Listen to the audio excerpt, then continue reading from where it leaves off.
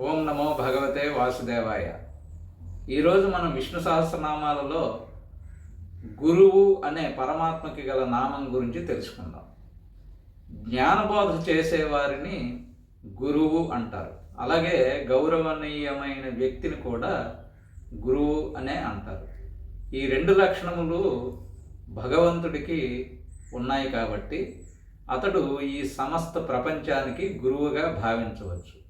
భగవద్గీతలో సాక్షాత్తు భగవానుడైన శ్రీకృష్ణ పరమాత్మ అర్జునుడిని తన శిష్యుడిగా స్వీకరించి భగవద్గీత అనే ఒక మహద్గ్రంథాన్ని బోధిస్తాడు.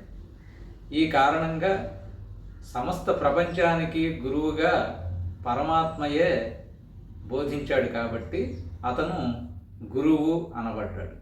స్వస్తి.